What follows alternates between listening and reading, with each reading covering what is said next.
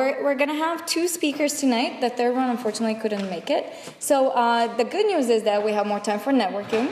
So please take advantage of that. We're going to move to the first speaker. So Stephanie Marrus, she is currently directing the Entrepreneurship Center at UCSF.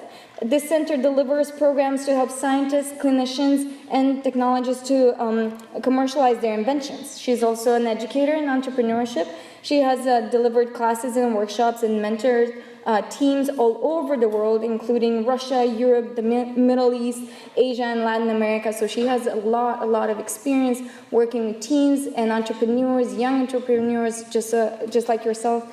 Right now, she's an entrepreneur in residence at UC Berkeley at the Haas School of Business, and she's a faculty at the UC Berkeley Center for Entrepreneurship. So please join me in welcoming Stephanie to the stage.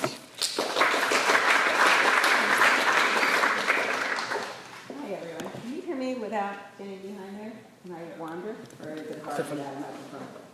You back there? It's okay? All right, cool. Stephanie, okay. If you can use this one. Oh, okay. How about a clicker? Clicker here. Super. Okay. This would be okay. Great. So the topic today is how to start a company. And I know there's some focus on team and some focus on other things. That is, I'm from that other UC across the bay, that horrible traffic in the Bay Bridge that I go through every day. So always happy to be at Berkeley because this is where I live. So I can't resist a little commercial for what we do across the bay because you're all invited. You're welcome to come to our courses and events. We love having the Berkeley community around us to augment our community. So when I started the center, I said, okay, I want to create an ecosystem, an entrepreneurial ecosystem. I want to bring in the business community because we have a ton of postdocs too, and they're super smart, but they don't know business. So it would be better if we could have some business people around.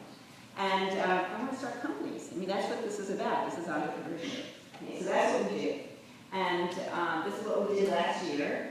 And so I'm an entrepreneur. I come out of the private sector. I'm not an academic, so I teach.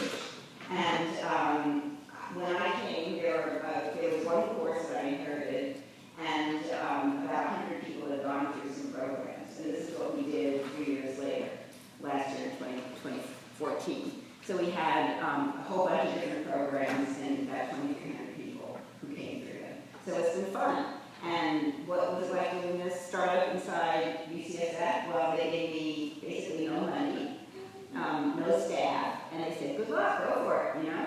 And so I'm like you guys who want to be entrepreneurs, just trying to figure out how to make it all happen. How many of you want to start a company? Cool, okay, all right, good to hear. All right, so this is the program that we have, and the idea here is to have a funnel. So we have all these events and speaker series and clubs and so on, and people come. And some people say, that was nice, I like the pizza, and other people say, I need to try that again, and then some people say, wow, this is really cool, I'm really interested. And then they might go into a course or workshop, and once they go to a course, which they can do with just an idea, something they're working on in a lab or a clinic, and they have to find a team because they don't have one. We help them match with a team, and then they go into this course, and we have them do all kinds of stuff. And when they come out the other end, some of them say, phew, that was a lot of work, thank God I can't do that anymore, I'm going back to the lab. And then others say, wow, that was pretty cool. I don't think this was the right idea, but I sure want to do something, and I'm going to go find another idea. And by the way, not all my teammates, but like a couple of them, so we're going to hang together and go find the next idea. And then some of them say, I'm going for it. You know, I validated my idea, I know what I'm doing now, I like my team, and I'm going to move forward. And when they do that, I put them into something called Insider Circle, which is a small group of very serious entrepreneurs, and give them some mentoring. So that's what we do over here across the bay. And the one other thing I'm going to mention is we teach a course called Lean Launchpad. And it's really, this is really very important for tonight's topic, because how many of you have heard of Lean Launchpad? Okay, not many. So it's taught here at Berkeley and at Stanford. But the thing that we do that's different is we made a life science version of it. So this adopted it nationwide. There are hundreds of teams that have been through it, over 100 institutions that teach it. And the whole idea is before you do your idea and make it into a product, you should find out if anyone is going to want it. In other words, do you have a value proposition that resonates with the marketplace, product market fit? And these are concepts that, most of you guys have never been exposed to, same with my community at UCSF. And what we do in the course of a 10-week class is you will talk to 100 people in your general marketplace and find out, is there anyone who really wants this? Who's going to pay for it? How do I get reimbursed? What's the clinical path? And so on. And at the end of that, you know if you've got something or not. So I'm going to share with you a video from that class at the end, but just wanted you to know about it. Lean Launchpad. And when I hold it, it's an open class, so Berkeley is more than welcome to come, as long as you put a team together and fly. So, so any questions? I'm happy to take questions as we go along. Any questions so far? Okay, then let's talk about the pitfalls. Start with. And I'm just going to come back here so I can actually see my slides. Okay. Probably should turn this off. Great. So if you have an idea, probably the first thing you do is you go and talk to your lab mates or your colleagues, right? And you say, hey, what do you think about, how we've been working on this thing in the lab, and what do you think about this if we actually tried to make a company out of it? And what are your lab mates going to say? Yes. Yeah, great idea. Wow, you're so smart. Oh, why didn't I think of that? Fantastic. I would definitely use that. Okay, what's the problem with that? Do I hear someone in the back? Yell it out. Yeah, friends, they don't want to upset you. Yeah, they're your friends. They want, it's like an attaboy, right? It's a great idea. You're a good guy. I like you, right? So, and unfortunately, a lot of companies get started this way because, you walk up and down the corridor, inside your lab, outside your lab, and, you're kind of a popular gal or guy, and, your colleagues, your friends all say, great idea. And then you try to get some money and do it, and nobody else wants it because all you did was stay in your lab. Okay, so that's a huge pitfall, and you got to be really, really careful that you go talk to people that are outside your network and who really don't particularly like you. They don't even know you, right? And they're going to tell you, if you learn how to ask the questions the right way, they will tell you the truth because they have no motivation to not. So, pitfall. Okay. We do something called evidence-based entrepreneurship. So you guys are scientists, right? Most of you. All of you, right? Social scientists. And so you know all about doing an experiment, right? But that's not what's done typically in entrepreneurship. In entrepreneurship, the concept is, I have an idea, I'm going to go do it, I'm going to start a company. But that's not the right way to do it. And we have learned with all these teams from the National Science Foundation that the right way to do it is all this sensing of the market before you do anything. Evidence-based entrepreneurship. The evidence you're looking for is from customers, the individuals, the companies that will be your future customers. Okay, so you can apply scientific method to figuring out if your idea has legs. So, a question you have to ask, what's the business opportunity? You can have wonderful technology, but find out there's really no business there. How can that happen? Anyone have an idea? Anyone know what value proposition means? What does it mean?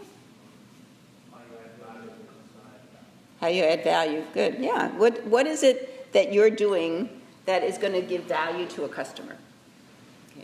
It's not the technical features of what you're doing. It's the value to the customer. So it's very hard for scientists to differentiate between a feature and customer value. And that's something you have to learn. So you have to have a value proposition. You have to have customers who want to buy it, whatever it is. You have to have a fit. Yes? Could you give an example for a value proposition? Good idea. Yeah, let me think. value proposition for this bottle of water is I can carry it around with me. It's a very portable container for water so that when you get thirsty, it's always available to you. You don't have to find a water fountain. It's nothing to do with the purity of the water. Good question. Yeah. Everyone got it? Yeah. Okay. Another strange phrase, product market fit. Okay. If I have a product, like this water, if I have a product and I try to sell it to you, and you say, you know, I don't need that. I mean, I'm always like right at my desk, and I've got a water fountain 2 feet away. You're not my market, okay? You have no need for the product I'm trying to sell you. So part of the task of an entrepreneur is figuring out, do I have a market for the product that I have in mind? And if you can't figure that out, you don't have anything. And again, that's a huge mistake that people make. They don't really go test the market until they introduce their product, and then they find out the market, they think it's a nice to have, or they don't want it, instead of a must have, meaning they're willing to put their money out on the line. I'm going to give you $1 for this, okay? I'm going to give you $5,000 for this device that you're trying to sell me. That's how you can tell if you've got product market fit. You have to understand the purchase process, who buys. You know, maybe the doctor likes what you can find physicians who say they like the thing that your idea, but they're not the ones who are going to pay for it. Okay, the insurers pay for it. Hospital purchasing has to agree to it. There's a whole infrastructure. So if you don't understand the purchase process, you're gonna come up with the wrong solution. Regulatory, that's something we deal with in life sciences. Everything has to go to FDA. You better understand what FDA does and how it works, and how they look at things like yours. Reimbursement is also how do you get paid? Who gets paid for the product? And then intellectual property. So those are elements that you have to understand to be able to analyze a business opportunity. Clear? Questions? Yeah. Can you explain the purchase process again? Sure. So this is pretty straightforward. Okay, you go into a retail store, it's on the shelf, you buy it, and it's done. That's the purchase process. Okay, for a consumer. Okay, but how did it get to that real retail store? And who got involved in deciding to stock this particular water? Okay, so there are other influencers before it got there. So in our world, it's very complicated. In the life science, healthcare world, technical world, it's much more complicated. It's not just a consumer usually. If it's sold into a hospital, you know, let's say it's a new device that surgeons are going to use. Well, I have an even better example. I have a surgeon who's an entrepreneur who has an idea for a biologic that can be used for surgeries prophylactically to prevent adhesions from occurring. Okay, which is a big problem. 10% of surgeries result in an adhesion, which then costs the hospital a lot of money because they have to go fix it. Okay. So he has to sell. He can find surgeons who say, sure, good idea, but the surgeons don't buy it. So he has to go to the insurance companies and say, look, here's the argument. If every procedure, every high-risk procedure gets painted with this biologic, we can prevent 90% of readmissions, and the cost of that to your hospital is this much, and you as the insurer have to pay that much. And so that's part of making the pharmacoeconomic case for purchasing. So the insurance company has to be persuaded. The hospital has to decide they want to adopt it. There are committees and committees, so they're all part of the purchase process. Yeah. Is that same case for prosthetic devices? Um, Insurance companies are not willing to pay more expensive prosthetic devices. Yeah, it's all about devices, especially have a real problem these days. It's not just about a better device. It's about saving money to the system. So yeah, you have to go figure that out.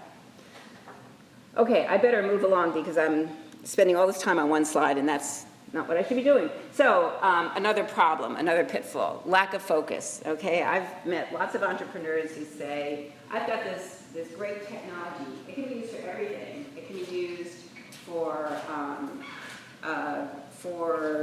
water purification. It can be used for for CNS. It can be used for making cooking. It can be used for, and so they're not focused. And a small company can never do all those things. They have to pick one for a good reason. They have to pick the application that is most relevant, where they're most likely to succeed, and forget the rest, because you can't do the rest. So focus, really important.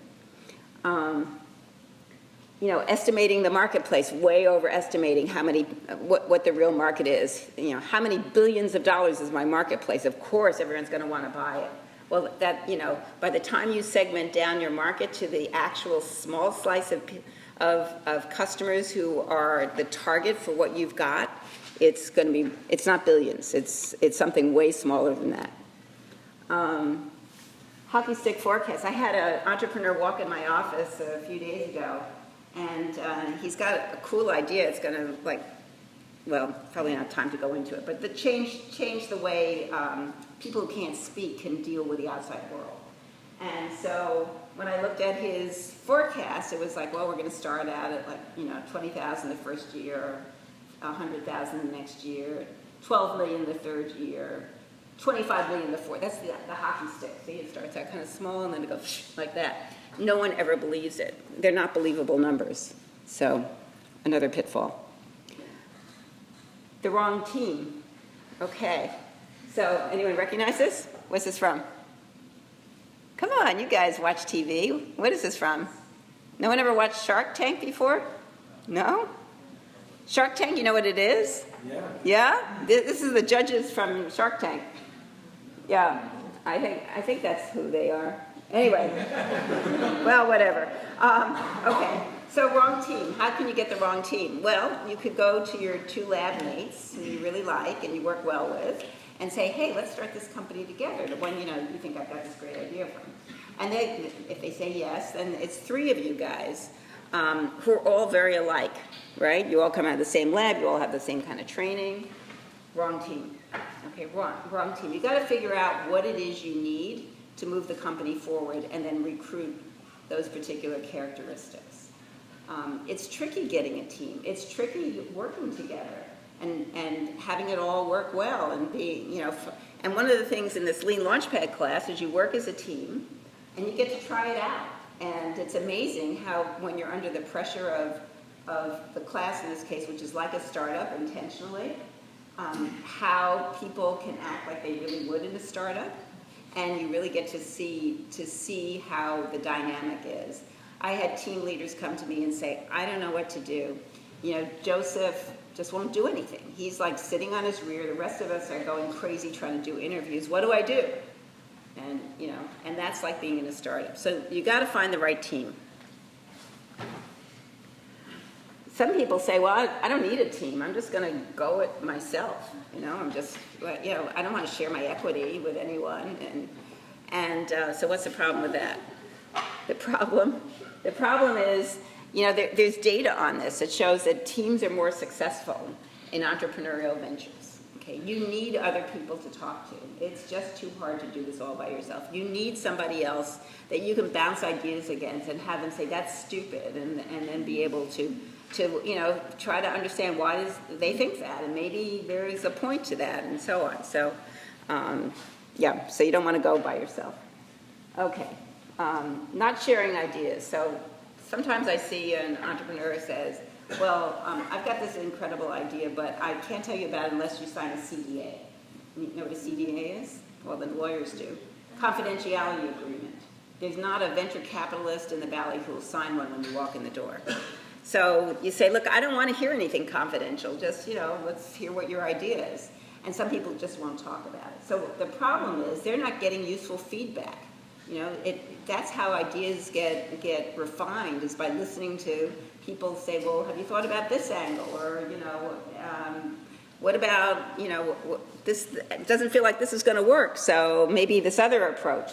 You miss all that if you don't share with people. And it's a long way from an idea to a company, so, no one's going to steal it Pivoting is an idea is if you find out as you do your customer discovery, your evidence-based entrepreneurship, that you really don't have traction. There really isn't a good fit between the product and the market. The customers really aren't ready to pay for it. Then you do something called pivoting. You change your direction. So I had a team that was going to do a sensor. They were going to implant sensors during leg surgery, so that the doctors could tell how the leg was healing, non-union fractures. And they found out nobody really wanted that. But what they did learn was that infection was an issue for people, for doctors, and that maybe that sensor could be used to try to identify infection. And so they pivoted, and that's a good thing. That's a healthy thing. Underestimating cash needs. Everyone does this. You can find yourself running out of money in the middle of, you could now have a team and you've got a venture and the money dries up and you're in trouble. Okay, very quickly I'm going to do building a board. So that's sort of the pitfalls. Those are the judges, sorry. Those are the Shark Tank judges. Those other guys are just a team. Okay. Okay, so what does the startup board do? They basically oversee the company. They're the ones who hire the CEO, and they are the ones who mentor. They work with the team on strategy. They oversee the budget. They're pretty important, and it's really important that you pick the right ones. What they shouldn't do is muck around in your daily operations and undermine the CEO. So you don't want that to happen. So what should a board be? Well, they should be diverse. In other words, they shouldn't all be postdocs. They should come from different aspects of the business that you are going to need handled, because they're there to mentor and to work with the management team. They need to have business experience, because that's what you probably don't have, right? They need to be able to share contacts with you and help expand your network. They have to be a fit with your culture. So getting somebody out of a big corporation into a little startup may not work so well. And so that's important. You have to have good chemistry. And they have to be able to spend time with you. So that's a pretty long list and kind of hard. The ideal number of board members, 5 to 7. You should meet fairly regularly. You give them packages of material, and so that everybody's prepared, and you try to build some rapport because they're part of your team as well. And what do they get? Well, you don't have any cash to give them yet, right? So give them a little bit of equity, okay? And I give you some example of what that equity might look like. But that, your equity is very valuable. So when you give it away, you want to make sure you're giving it to the right people, and that's the board, the right board. And then in addition to a corporate board, you might set up an advisory board. That's something we do in the life science world, scientific advisors, sometimes clinical advisors. And they're different. They're not responsible to the shareholders of the company to make sure that the finances are being done appropriately and that the money is being well spent. But instead, they are a network for you. They also get some equity. And one thing that can be really important is if you surround yourself with really good people who are well known, they raise the profile of the company, and investors feel a level of comfort, which is, well, if those people signed on with that company, they must have something there. So an advisory board is a good thing to do.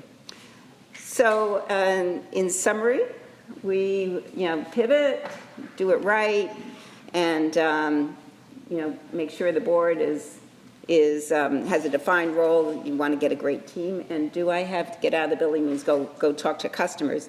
Can I play this little video? Okay, could you play that little video? So this is a video from a team that went through Lean Launchpad at UCSF just now. And I wanted to play it for you because they found out they didn't have the right idea. So this is live. They did it on July 31st at UCSF. Hi, it's Margaret. I'm Stephanie Marrus, a postdoc at UCSF. I'm very passive research assistant at surgery. I'm researcher for medicine. College, summer research,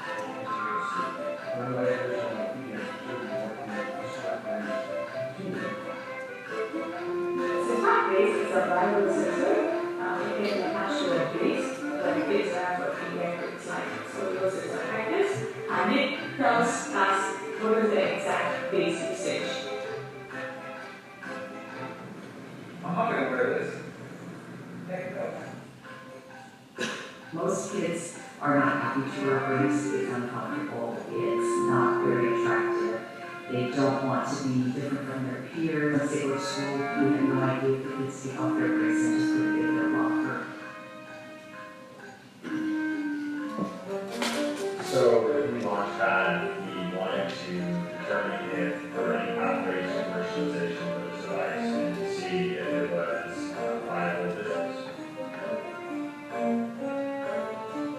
We thought that the market was with insurance and brace makers, and also with pediatric surgeons. We thought that if we could get them to endorse the product, that they would be the ones who would then pass that on to the consumer. So we got out of the building and started to interview our customer segments.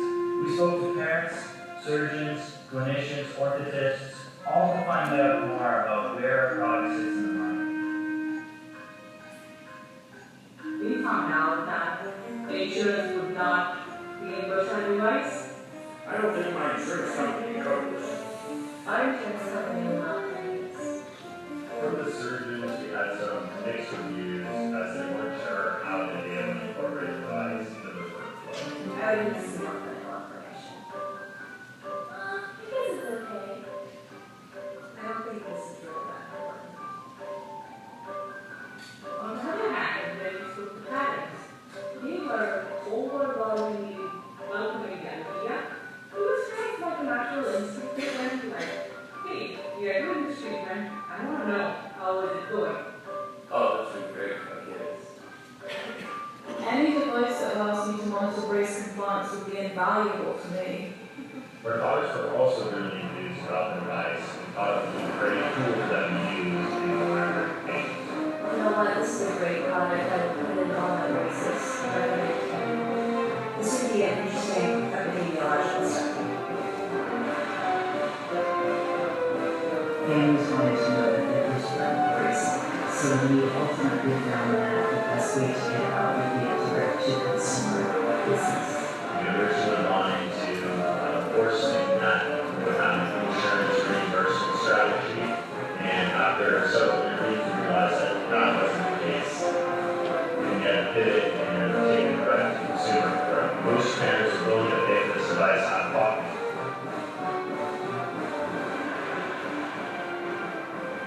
To learn how to spell pediatric. I don't want to wear one of these. Okay. Give you a sense of what you can learn out there before you actually do it. Actually, their advisor, who is Mike Harrison, very famous physician who invented fetal surgery, thanked me afterwards. He said, I've been trying to talk that team out of doing this smart brace for a year, and it wasn't until they went to your class that they decided they shouldn't do it. So it's a real win when you don't do something that is probably going to fail, as well as finding out you've got something good. So anyway, thanks for listening.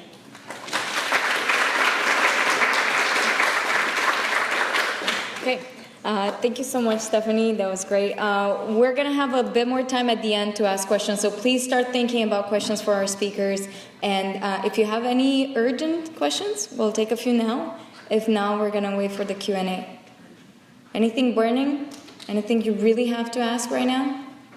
Okay, you guys have a good memory. You'll hold on until the end. Okay, so our second speaker tonight is actually Peter Fisked, PhD and MBA. So he's a nice mix of both an executive and an accomplished scientist. His expertise is in industries such as defense, natural resources, renewable energy, and water. And he has a lot of experience in brand development and team building, team management. So we're really, really excited to have him tonight to talk a little bit more about the team dynamics and how to actually pick your team. He's, again, a recognized author, a lecturer, and he's spoke at different colleges all across the country, and we're really lucky to have him tonight. So with that, let's welcome Peter.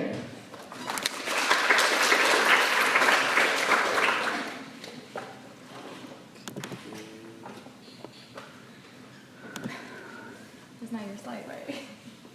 That's my slide. Thank you. Good evening, everybody. Good evening. Good evening. Good. So here you sit tonight in this room with your child or whatever, and you kind of have this really interesting moment in your career. Because up to now, your whole life, you've sort of been in academia, you've been in this wonderful academic world, and you've been really successful. You wouldn't be here if you weren't highly successful in what you've been doing up to now. And for whatever reason, rather than being at home or watching Shark Tank, you're here on campus this evening wondering if you should make a major pivot in your life. And so while the theme of tonight's talk was supposed to be like picking a team, it's a very specific thing. My take on this is that the first team member you have to pick is yourself. Okay? And in fact, this is like sort of your life. You've been in this wonderful organized world of academia for a long time, and in academia you knew what the world was supposed to be like. You knew what the right pathway was for an academic. It's postdoc, assistant professor, tenured professor, retirement, death, and then off you go, the new person comes in. And so, for whatever reason tonight, you're kind of wondering, is there something out there? And there's your advisor, the sun. But this is the academic world, and this is the outside world. And actually, when BPEP started, 5 years ago now? It was because you all need information. You need information about what these possible pathways are for you. And, the funny thing is when we look at the outside world, their view of us is very ironic. Okay? When the outside world views us doing science or doing academia, they think we sit there, sitting at our desks, scratching our chin, ruminating, and then we say, aha, I have an idea, challenge accepted. And then we're going to read a little science and do a little science, read a little science and do a little science, and then we get a Nobel Prize. And that's what the outside world thinks that the scientific process is like. Okay? Now, in contrast, we know that it is much more complicated than that. You do science, read science, you find out that somebody already did it, and the instrument breaks, you get amazing results. Results turn out to be wrong. Somebody's deleted the calibration. It gets worse and worse and worse. You end up sitting there thinking, and finally, oh, that's funny. Hey, I think that makes sense. Maybe I can publish that. And then you start back and begin. So you know that the reality of science is very complicated. It's very nonlinear. And the irony is then when we talk to scientists about the world of business, they sit there and say, oh, well, it's relatively straightforward. I sit there, well, I think this will work, and challenge accepted, then I'm going to file for a patent, and then I'm going to hire an MBA, I'm going to do a little business stuff, and then I'm going to be Facebook, right? So similarly, one of the barriers that we want to overcome, not just at UC Berkeley, not just at UCF, but frankly, amongst the academic community in general, is that there's a lot of very important basic information about not just business creation, but just about the outside world, that you will be so much more powerful as academic inventors if you simply know this information. So whether or not you actually decide, I'm going to quit my postdoc, I'm going to start a new company, whether or not you do that, this whole process is about empowerment, about you being more insightful. And first and foremost, being insightful about your own career and where you think you can go. Now look, it's possible to have a breakthrough invention. They are happening all this time. Anybody heard of this thing called CRISPR? All right? So, breakthrough, no doubt about it. Anybody know who this guy is? Anybody? Boy, I'll be impressed.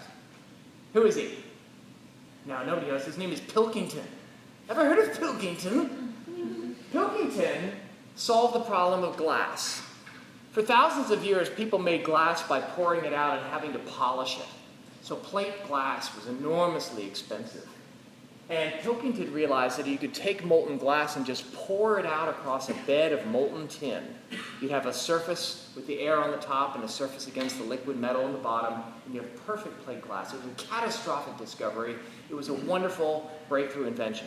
And, you know, he started a glass company and he got very rich. Most of the inventions that are important will never be this big. In fact, you know, it's much more likely that, you know, what you invent will, you know, have some aspects that have already been invented. And it's also likely that your invention will probably only confer a marginal advantage in any business process. And more interestingly, the idea that you're so excited about today, the thing that's going to have you jump up out of your seat, ends up not being the main idea or invention that finally gets you that big success. Nevertheless, none of those things diminish your potential to develop a commercial success. The one thing that you've got that is in high demand in the outside world is that you are very, very smart. And this idea of being a smart person in the outside world is something you tend to forget because you've been in academia so long, that you've been hanging around all these other smart people. You think you're normal. You're abnormal. You're highly abnormal.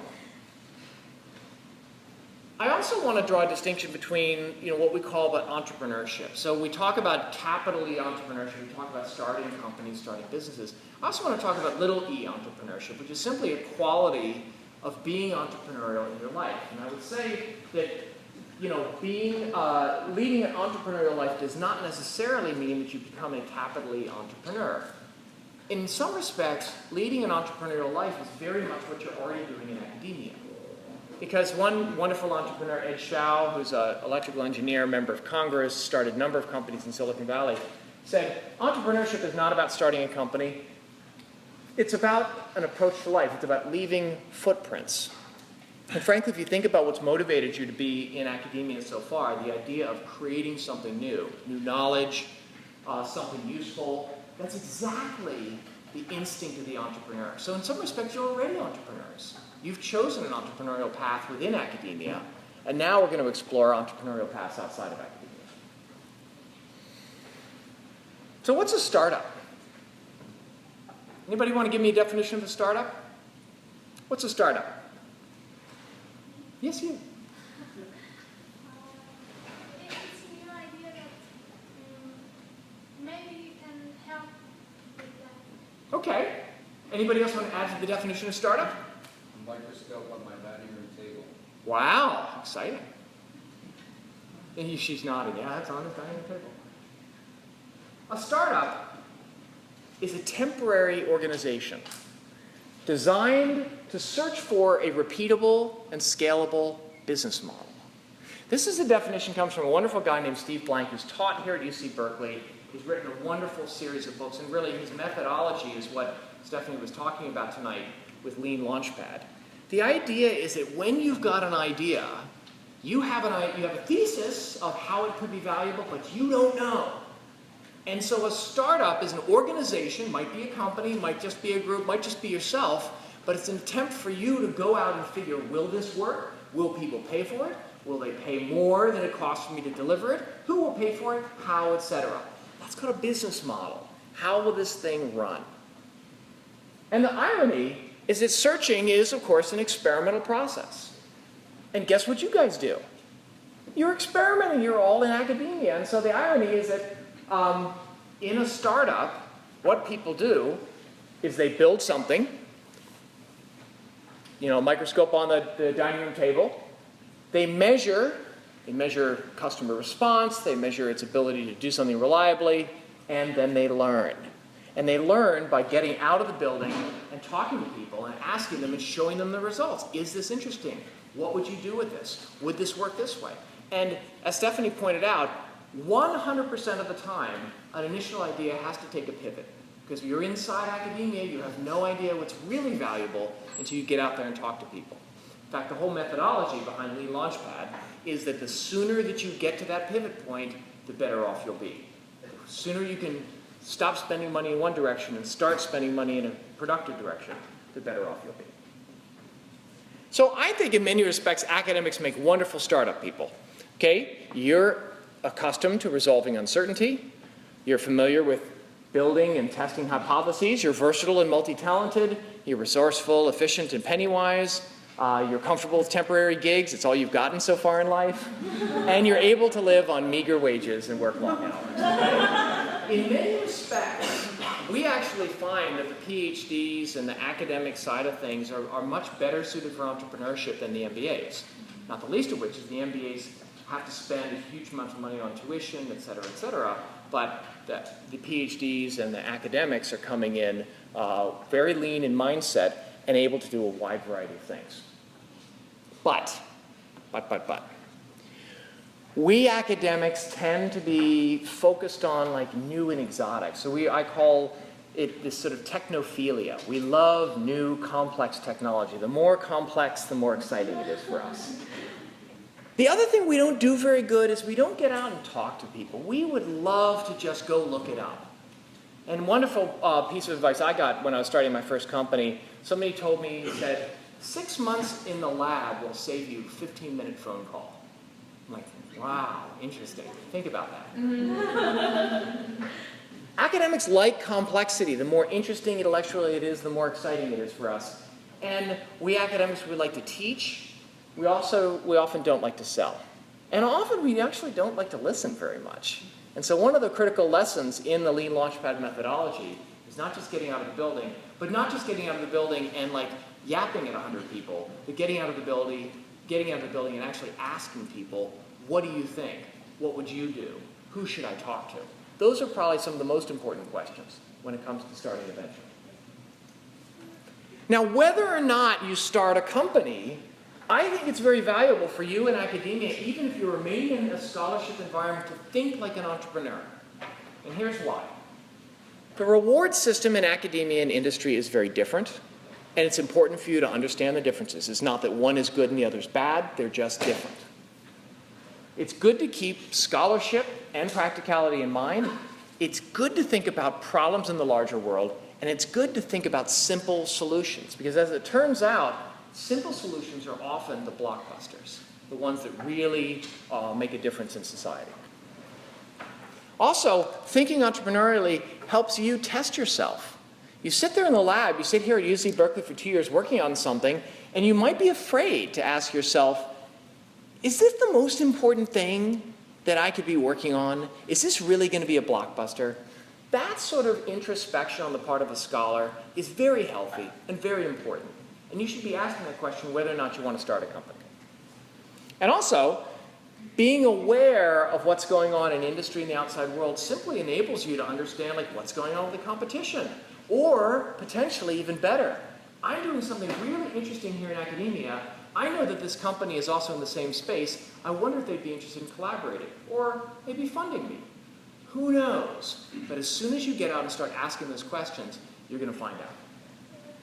It's easy to get caught up in the details in grad school and in your postdoc and sit there and you say, I'm publishing, I seem to be successful, and not ask yourself, is what I'm doing important? Will it make a difference? And if so, to whom?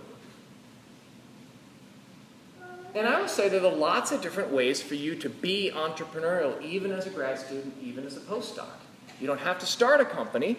You can simply promulgate your ideas. You can simply share your ideas with other people. Consulting. Many of you probably will have the ability or opportunity to actually do paid technical consulting or business consulting if you seek it out. It's a fabulous way to earn a second income and build a second network. The whole UCSF, UC Berkeley has a very elaborate and supportive licensing and intellectual property commercialization program. And so if you have good ideas, often those people at the intellectual property office here, IPIRA, can be great first people for you to sit down and talk to and get advice from. You don't have to start your own company. You can join a startup company. Many of you have got fabulous skills. I will tell you in both cases, it's been the PhDs on my teams who've been the principal people who've created value in the early stages of my company. And then finally, yes, you can start your own company, which is what I guess I was supposed to be talking about here. I'm sorry. But ultimately, this is a career decision. Okay? How much risk do you want to take? What other options do you have? I mean, one of the things about entrepreneurship, I read an article last week about entrepreneurs in Greece. And the reason there are like so many entrepreneurs in Greece is there's no other option. And so desperation can be a very valuable creative mechanism. What is your backup plan if this thing doesn't work out? A very good piece of advice I had from a seasoned entrepreneur. He said, Peter, as far as you're concerned for a startup, the definition of mental health is to feel like you have options. Okay. So as long as you think about what your other options are, keep that in mind, you'll be fine. And the worst it ever got for me, the worst I ever got in the darkest days of my lowest point in my lowest startup was, if all else fails, I'll move back in with my mom and dad. And I was like, I love my mom and dad, and they love me, and it will probably be okay. And so I'm like, okay. And that was how I was able to carry on. More importantly, if you don't do it, will you sit there and regret it? Will you sit there and wonder for years and years, oh, I should have. You know what? Now is the point in your life, young people, that we want you to take risks. Because the risks that you're willing to take, as long as they're measured, could possibly be the breakthroughs that help all of us. And I'm saying risk not just within starting a company. I'm just talking about your life and your career and your science and your scholarship. Now, the final thing I want to kind of undermine is I think that in academia we have this great mythology about the entrepreneur. We think that we see these daring people, these incredible risk takers who bet it all and have a great success and then bet all again. And we sit there and we think about these images of the entrepreneur and we think, that's not me. God, how can I do that? I've got a child. I mean, I don't have any money. What will I do? And we tend to feel like, oh, well, we're not suitable for this. Really interesting. If you actually unpack the mythologies, underneath the mythologies, read some of the biographies of these people. One guy, Ted Turner, is a really interesting story. What you actually find is that successful entrepreneurs are not risk takers. Successful entrepreneurs are careful. They're often very analytical. They are risk averse. And they're patient. All those qualities are what lead people to wait and analyze and inspect and talk to people and talk to people and talk to people and then finally resolve on a direction. In fact, the metaphor that's more often appropriate for the successful entrepreneur is that of the predator. And all of you are predators. In fact, the characteristics of a predator, any biologist will tell you, is that they're patient, they're observant, they're willing to range over a wide area, and that for you means intellectually willing to range over a wide area. They're smarter than their prey, they're analytical, they're competitive, and they're risk averse. So, I want to pose that as much as you think of the risk-taking entrepreneur, I am also going to suggest there's a contrary model I'll call the Contrapreneur. The Contrapreneur looks for small markets that are technologically backwards. Why? Because you can be Godzilla in those markets, because there's not much action. They purchase an existing company rather than start one from scratch. They use other people's money. They seek to copy successful US business models in other countries. And when things get tough, they move on to something else. So I'm just going to leave you with that thought. We're going to get up now and sort of take Q&A and just have what we want, which is an open discussion